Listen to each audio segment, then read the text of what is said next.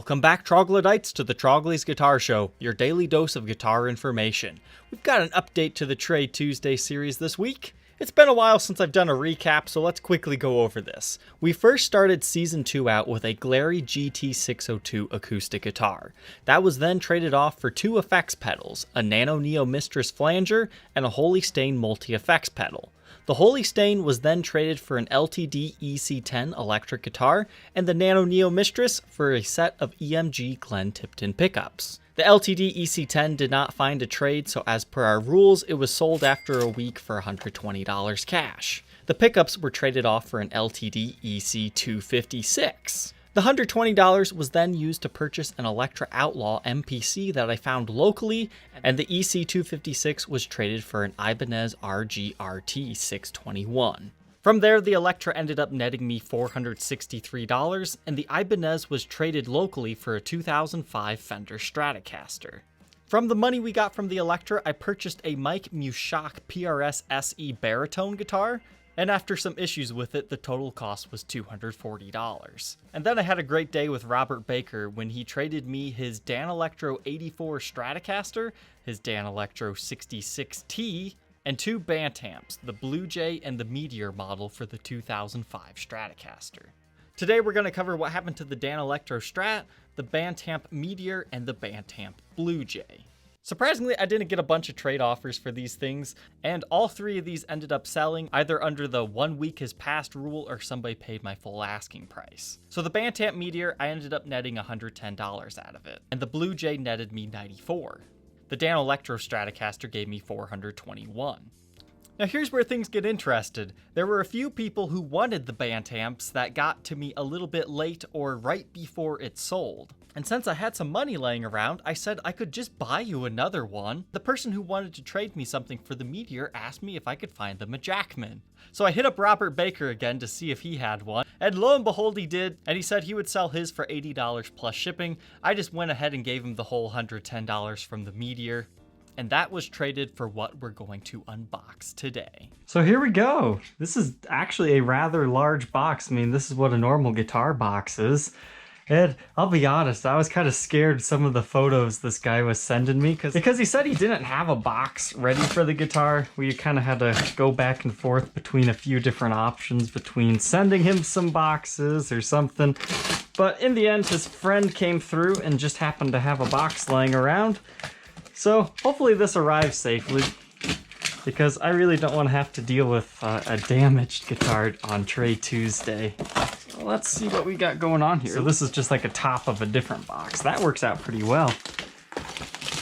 All right, so there's no gig bag, there's no anything, so you could definitely tell he took a lot of time to make sure he got all the right stuff in here.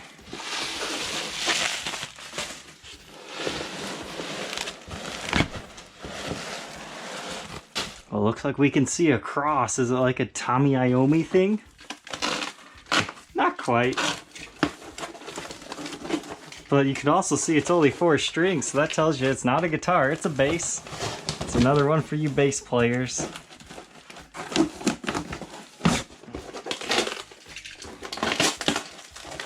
So the story behind this one is, I think he said he bought it used at a Guitar Center or something like that, and he just doesn't play it anymore. He switched to guitar. And he asked Guitar Center how much they would give it to him as a trade-in credit for, you know, its condition and everything. And he was like, man, that's not worth it. I would rather see it, you know, go on to Trogly's show. And he was wanting a tube-powered amp. I forget what section it is that is tube-powered, but I mean, it's not a complete full tube amp, but this is what he had laying around and what he wanted to trade in. So this is the Epiphone Nikki Sixx Blackbird bass. Now there's also a Gibson version of this, which I have wanted to review, I just never really found the right one. So when this came up, I was like, yeah, sure. I didn't even know that they had made an Epiphone version of this. So it's a bolt-on neck, but it looks like it survived. And it's pretty beat up. It's got some very light cracks in the neck pocket right there. We're definitely gonna have to do some cleaning here. But essentially, this is the signature bass of the Motley Crue guy. So this one's got the looks that kill. So let's go ahead, throw it on the workbench, and take a deeper look at it. I definitely earned my trade up on this one because I gave this a really good cleaning. I mean, not a professional polish job or anything. Whenever it's just kind of a low-end guitar, I use this Ernie Ball guitar polish. It just came in a case for free, so I use that. But whenever it's a high-end thing, I use my Virtuoso stuff because it works way better. But let's learn about this. So in Guitar World, this is based on a Firebird shape, but in bass format, it's called a Thunderbird. But when we're talking Nikki Sixx, it's called the Blackbird because, well, namely, it is a black Thunderbird. So first things first, the pickups. They originally said Deep 6 on them. You can just barely make it out. They've been worn off on this one. There's not too much going on with them on the underside, but they do have these two very stiff foam blocks to help set the height adjustment. That way you don't have to mess with any springs or anything like that. But this is what the middle pickup cavity looks like, and then the bridge pickup cavity. And this one features the 3-point adjustment bridge. I'm not much of a bass guy, but I'm familiar with these from the 70s. Backside of them just reads Epiphone. And a cool little feature on this signature bass is this little thing. Now when I first saw that, I thought, was that added or something? But no, they call this the Optigrab. And I know it looks like a metal bracket, but it actually feels just like a very firm plastic.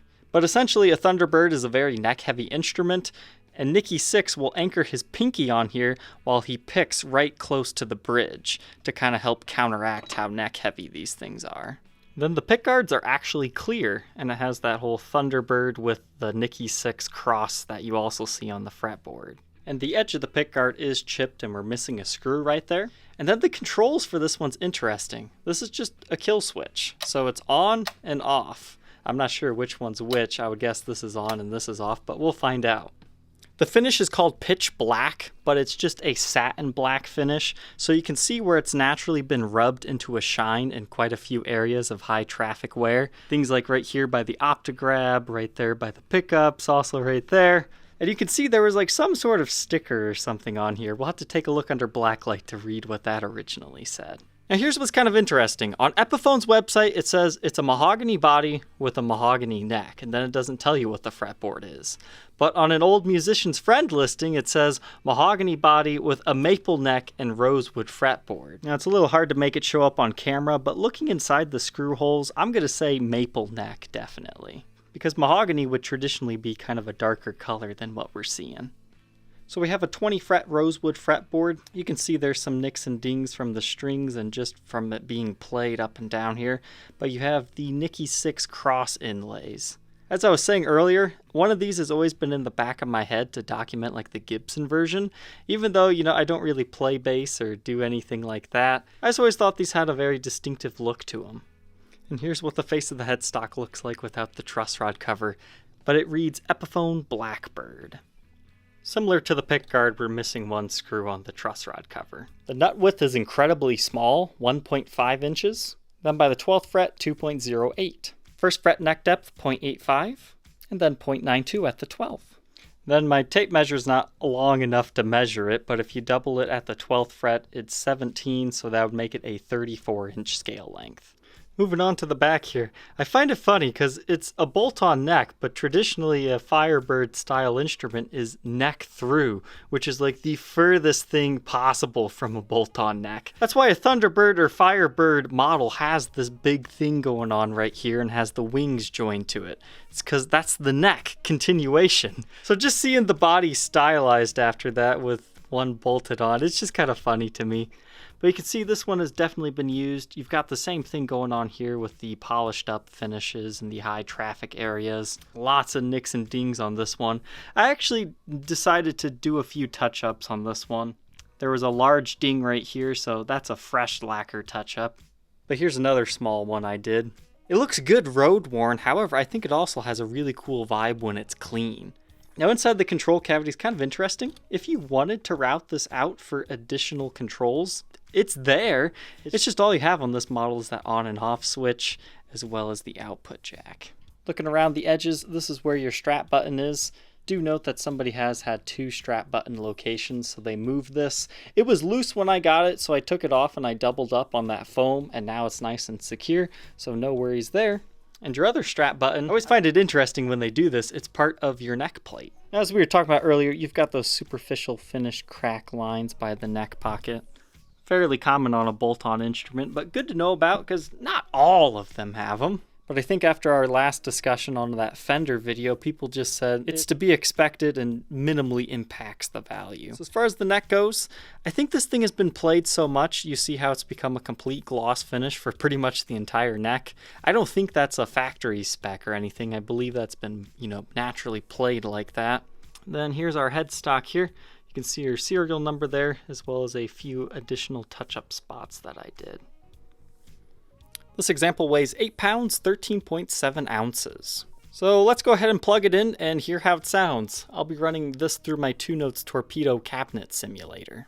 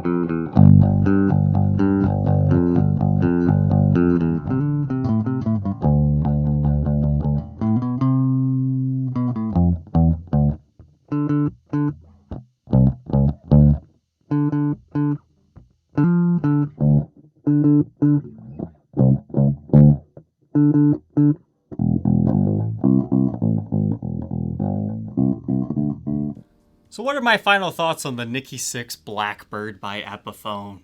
I had a lot of fun with this one. I'm not much of a bass guy, so I'm not really going to call this a review of one of them, but we did overview its specs and get to hear a brief sound sample. I kind of like that it's just a all on or nothing type of bass and made it really easy to demo, so that's why I kind of played around with the 2Notes Torpedo a bit, just to show you how important your amp settings really are and what cabinet you use, things like that. But I think my favorite thing about this bass is just the aesthetic of it. It's so beautifully dark, but well appointed. I mean, it definitely fits the Nikki Sixx vibe. So would I suggest it?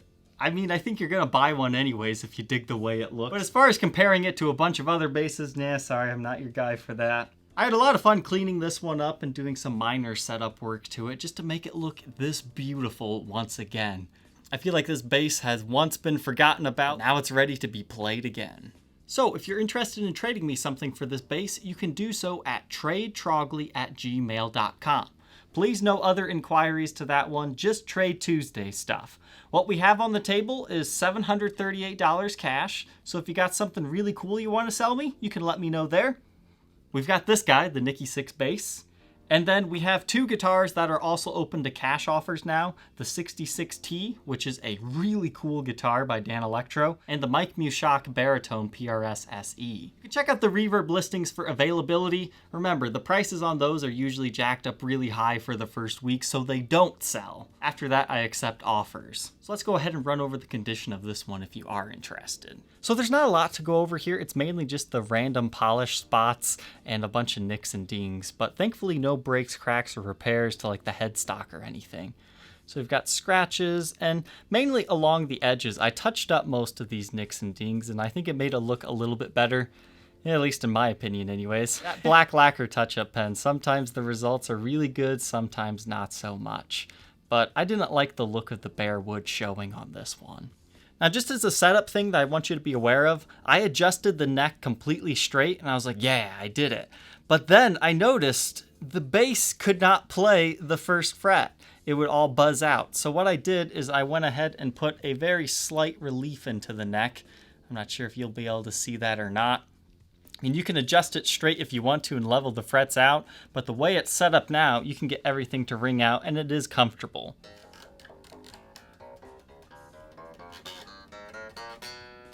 You can take a look at the current action right here. So I would suggest a professional setup. I mean, I didn't do anything with the intonation or anything like that.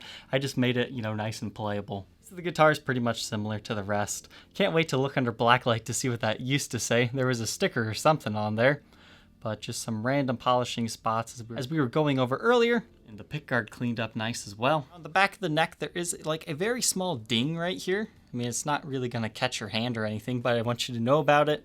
And also, on the side that you can see, the bass side, there is a little ding right here. It's just kind of an impression. It'll catch your eye sometimes, but I mean, I don't really see that it would affect your playing of the instrument. And again, the neck is pretty much all glossed over. It feels pretty comfortable in my opinion though. The back side of the bass here, it took kind of a nasty ding right here, but I think after the touch-ups, you know, it kind of blends in and just looks all right. And other than that, there were just a few other ones that we were talking about earlier, like right here, and then some buckle worming and scratches. And you do have the neck pocket cracks, nothing too crazy, and just your average wear here. And the extra strap buttonhole, as we were talking about earlier. So, I mean, when this was described to me and I saw the photos, I was like, ugh. That's like fair at best. I think after cleaning it up, doing a few touch-ups and setup work, I think we finally got this back into good condition. Start with the back on this one. You can see it's just a very thin satin finish. I don't have a case or anything with this guitar, so it just kind of looks a little bit uneven right here. Don't really have an explanation for that. The neck is also glowing here. There you can kind of see those touch-up areas I did, as well as some on the face of the headstock I forgot to tell you about. But this is really cool. This is something I think would be cool just to play on stage with blacklight on, because it almost looks like your fretboard's just lit up. And what's also cool is your pickguard also does that. So the full effect here is pretty awesome. Looking on the body, I can't quite see that sticker residue. All right, thank you Troglodytes for tuning in to Trade Tuesday this week, and we will see you on the next installation. Take care.